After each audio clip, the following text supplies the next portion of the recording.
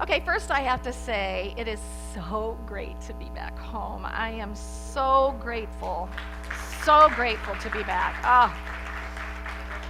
You talk about, spiritual family, and you guys have been my family through this entire period of time, and I just thank you from the bottom of my heart. Thank you, thank you, thank you. I want to share with you the life of an eagle. Now, the eagle has the longest lifespan of its species, living up to 70 years. But at about the age of 40, the eagle then faces death. Its long and sharp beak by that time is bent and it's dull. Its long and flexible talons can no longer grasp for the prey. And the feathers on the eagle have gotten old and they've gotten really heavy, so it makes it hard for the eagle to fly. So the eagle at this point is left with two options: die or go through an incredibly painful process of change, which lasts about 150 days. So what happens is the eagle flies to a mountaintop, and there the eagle will knock its beak against a rock until it comes off. After the new beak grows in, the eagle then pulls its talons off one by one, and then after that, the eagle pulls out all of the heavy old feathers that have gotten in there. And so at this point, the eagle is too weak to fly. And so what actually happens is they lie in groups on rocks facing the sun, and some die and others survive. But the ones that survive are able to receive the fresh meat that is dropped by other eagles, not young eagles, but eagles who have gone through what they've already gone through. And after 5 months, the eagle then takes flight, reborn to live anew for another 30 years. Does that sound like your life? Only I don't feel like it just happens once in my lifetime. I'm feeling like, man, this kind of rebirthing thing gets to happen over and over again. So what I want to do today is I want to share with you some of what I experienced, especially in this last 7-week period. And the reason that I want to do that is because I've said this many times, but I want to remind us again that just because we're on this journey of spiritual awakening, just because we've been using all the tools that we know to use, doesn't mean that we are not going to experience the real feelings and thoughts of sadness, despair, fear, anger, separation, loneliness, and possibly even a feeling of disconnect from God. It's normal. As abnormal as that feels, it's absolutely normal. Most of you know that on January 19th of this year, I moved into what Elizabeth Lesser calls a choiceless choice, when Sean slipped out of his body into pure freedom and pure beingness. And I will tell you, this by far has been the hardest journey I have ever had to take in my life. So I take this leave, and I'm sorry, let me back up. About 4 weeks after Sean passed, I'm strong. I can do this. I came back to work because I should be doing that because I'm the spiritual leader and I should be able to have it all together. So I came back to work.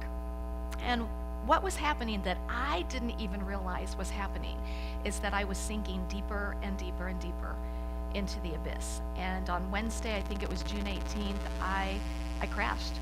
And I hit a crisis point in my life. And I, who really has a hard time reaching out for help, I was so in a place that I reached out to Reverend Chaz Wesley, who is a grief counselor and who has become my grief counselor.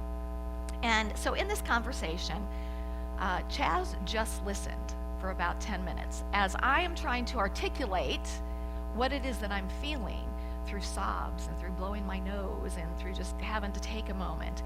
And after this time, he was quiet for about 30 seconds, which kind of freaked me out a little. 30 seconds is a long time for someone to be quiet, and I'm thinking, oh gosh, what's he gonna tell me? And after that 30 seconds, he said, Sue, I have a legal size sheet of paper here with your name on top of it, and I don't have anything written under your name. And the reason for that is because nothing that you're telling me that you're experiencing is abnormal. Nothing is out of the ordinary. And my mind heard, I'm normal. I can't even tell you how that made me feel, because I was thrust into a situation where I felt anything but normal. There was no normalcy in my life at all. Grief does not have a roadmap and doesn't have a timeline, doesn't have direction. So just him telling me that I was okay where I was on that journey was like, okay, this I can be with that. So it was then that I talked to him about, I'm really thinking that I need to step back, and we talked about that for a while. He said, pray about it. And then at the end of the conversation, as most of you know, he said, by the way, just an FYI, but my calendar for the entire month of July just opened up. And I was like, really? Okay. So that made my decision a lot easier. And in that, life is so good. Life is always good. Life is always moving. Life itself is always moving on our behalf. So I got to tell you that going into this period of time away, I had no idea what that looked like. I couldn't even image what it looked like. I just knew I was empty. I was literally empty. And I would not have imagined or created what this experience was, because for about 4.5 weeks of that time, I sank deeper into the pain, and I sank deeper into the abyss. I felt alone, even though I was surrounded by so many loving presences, and I cried, and I sobbed, and I yelled, and I slept a lot, and I would just sit and I would just stare. And the biggest thing for me is I just wanted to feel better. That's all I wanted. I just wanted to feel better. And here's the thing. I knew that the light was there. I knew it. I mean, I never doubted that the light was way out there. It was there. And I was never angry at God, never doubted my beliefs. There was none of that for me. But knowing the light is there and being able to access the light are two very, very, very different things. And my whole being felt this sense of hopelessness. And how am I ever going to feel that light again? It was such a deep, dark place that I knew the light was there, but I can't even begin to think how to get there, how to access that again. Now, I'm going to tell you, I have a lot of spiritual tools in my cute little pink spiritual toolbox. I have affirmations, visualization, positive thinking, meditation, prayer, journaling, and so on. But I got to tell you, I wasn't able to affirm myself out of this. Anybody ever try to affirm yourself out of something and it doesn't help? The positive was just covered by this huge cloud of despair. And the only thing that I could visualize, it was interesting, the only thing that I could visualize was Sean. And that week, that finding him, and then that whole week, that's all that would come to my mind. So finally, at the end of about week 4, I realized that I was not just dealing with grief, that I was dealing with depression.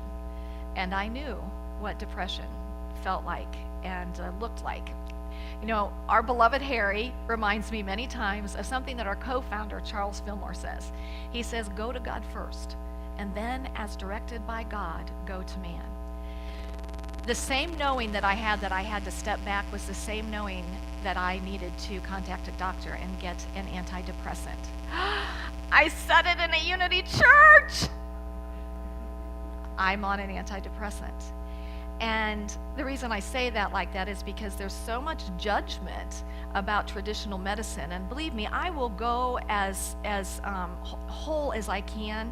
And thank you, God that we have traditional medicine that helps us with all kinds of things. I know there are a number of people here today that would not be alive if it wasn't for that traditional medicine. So that antidepressant helped me to find myself again. It hasn't numbed me. It hasn't, believe me, I cry, I break down. So it hasn't numbed me, but you know what it did? It helped me to feel better. And I just wanted to feel better.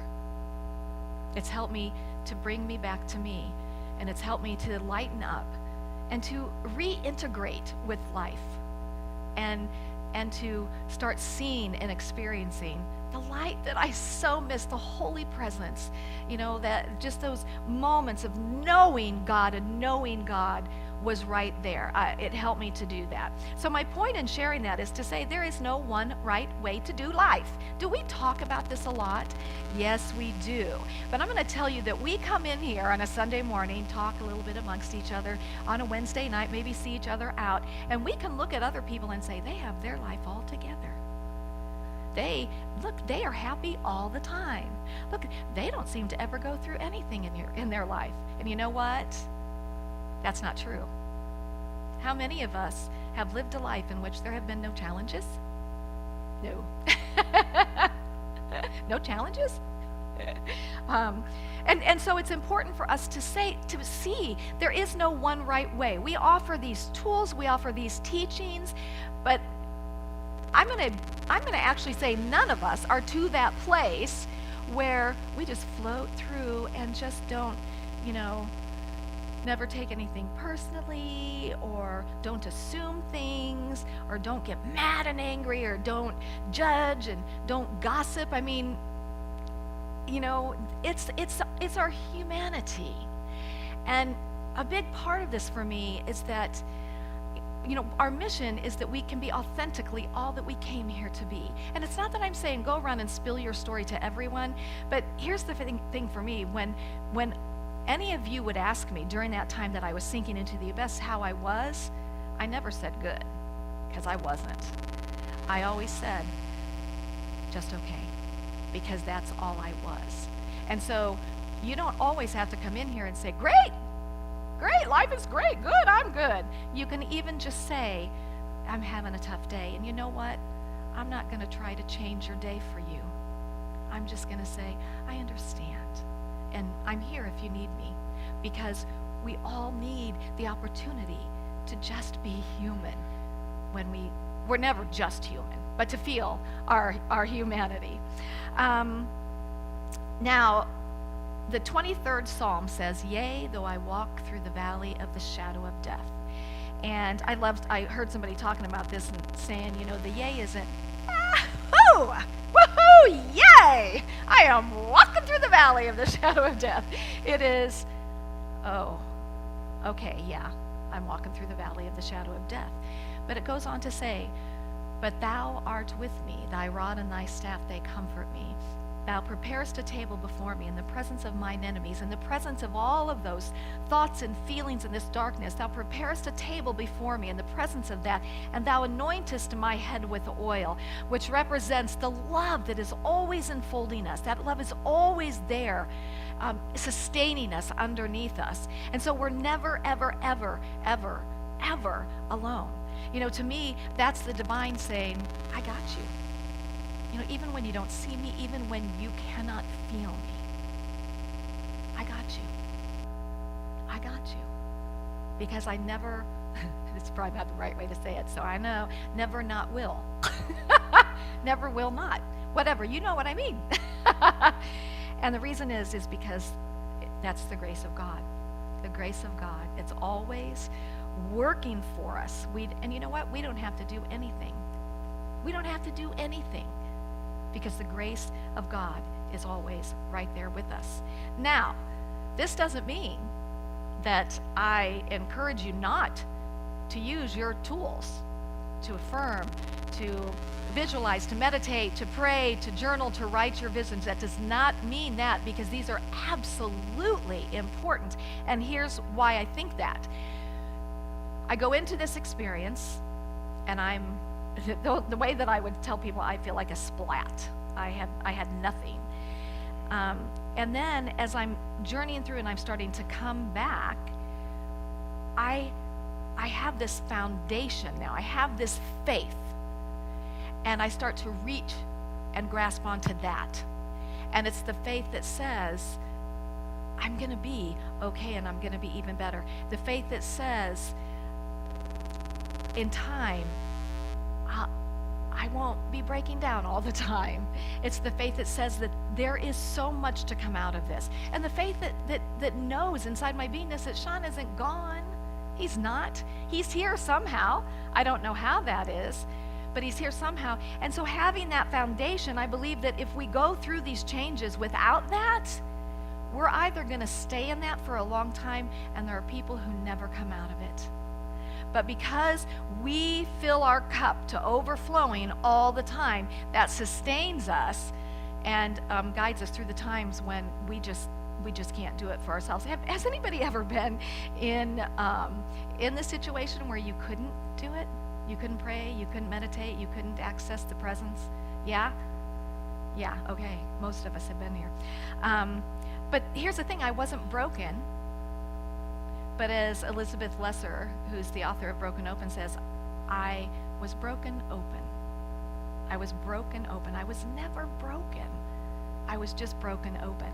Anne Lamott, author, says, the depth of feeling continued to surprise and threaten me, but each time I hit it again and I bore it, I would discover that it hadn't washed me away. And that's so true. But the reason that I wasn't permanently broken is because of this beautiful gift called grace. Now, I'm going to share with you that oftentimes we ask, and I am one who has done this for years, I end my desires with grace and ease. I do that all the time. I mean, I've done it all the time. And why do we do that? Why do we do that? Because we don't want to experience the pain. Does anybody want to go there?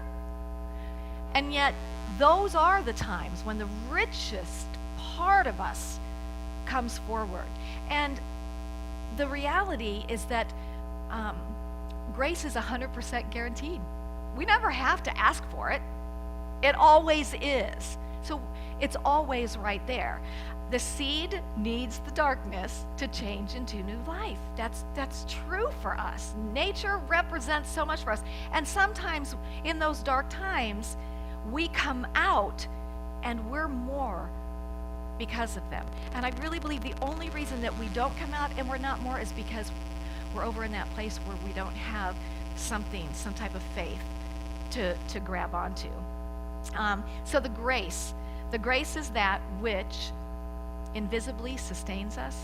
It is that which holds us as we fall apart. It is that which gently nudges us to crack that shell open. And grace is that which provides everything that we need to move through whatever experience that we're having.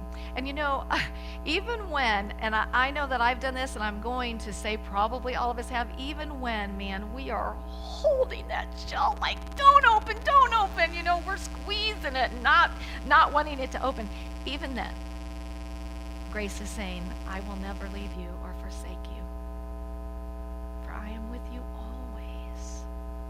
I will never, ever leave you. So I want to share some of the gifts that have come out of this experience. And the first, I want to share some of the gifts for our spiritual community that have come out of this.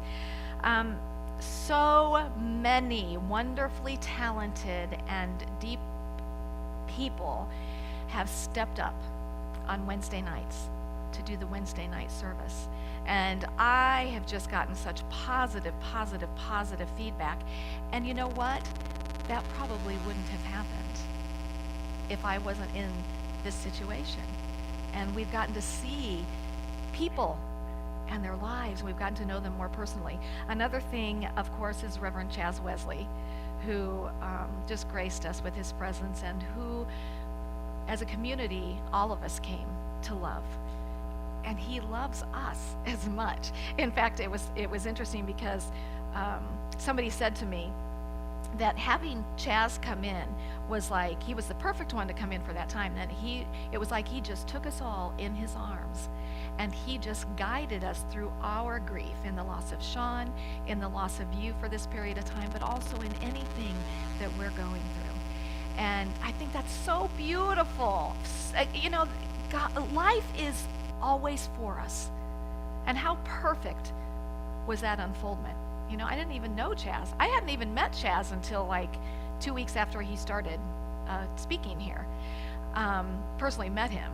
But that again is the grace of God. And I said to somebody, I think I'm going to have to go back to church now and enfold everybody in my arms and guide you all through grieving that Chaz isn't here anymore.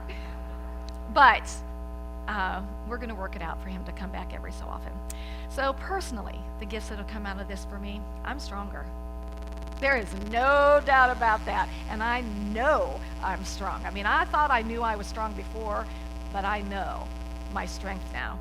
I am much clearer about the insignificance of so much that I let take away my present moment. Things that, honest to God, don't matter. They don't. And especially in the bigger picture of life, they just don't matter. It has also helped me to be much more present to what is.